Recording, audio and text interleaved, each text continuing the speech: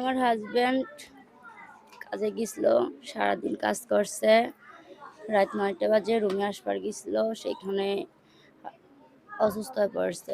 অসুস্থ হতে হতে দুইজন মানুষজন ধরে নেয়, ধরতে ধরতে ওইখানে অসুস্থ হয়ে পড়ছে। ওইখান থেকে মাথায় তেল পানি দিতে দিতে একটু আগে জায়গায় নিয়ে যায়, একটু বসাইছে, বসার পর ভূমির স্বাদ ধরে আমার হাজব্যান্ডের মারা গেছে। আমার হাজব্যান্ড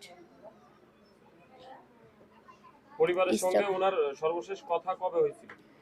বেলা 2টা বাজে, যেদিনকে মারা যাবে সেদিনকে বেলা 2টা বাজে আমার সাথে কথা হয়েছে। ঘটনা হয়েছে বেলা 2টা বাজে আমার সাথে কথা বলছে।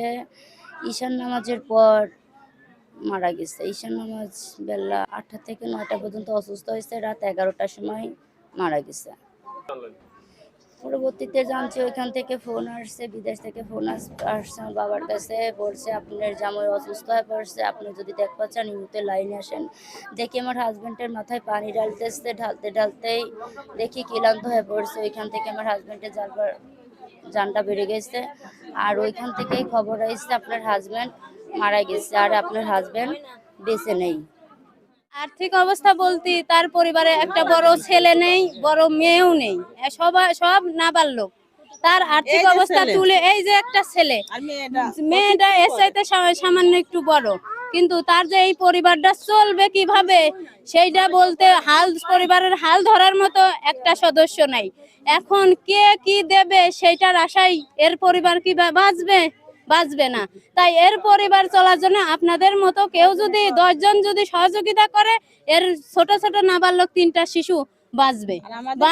আর এমন কেউ নাই যে 10 জনে যদি সাহায্য করে তাহলে বাঁচবে, না হলে কিভাবে চলবে? না, এখনো আমরা জানি না, এখনো ওটা আমরা হাতেও পাই নাই, এখনো আমরা এটা বলতে পারি না। দাদা নাই, একটা দাদাও নাই, তাদের আদর দেওয়ার মতো দাদা নেই, আদর দেওয়ার মতো বাবা ছিল, সে বাবাও এখন চলে গেছে। এখন তারা কার ভরসায় এই ইসি থাকবে? পর্যন্ত পৌঁছাতেছে আমরা এখানেতে মাইকো নিয়ে গেছি, মাইকই করে নিয়ে আসতেছে অ্যাম্বুলেন্স। মাইকো ভাড়াই আছে, ভাড়াতে নিয়ে আসা। এখন কি এখনো আমি জানতে পারি নাই, আমি এখনো শুনি নেই, এখন দেশে কি না দেশে তারা না আসা পর্যন্ত জানতে পারবো না।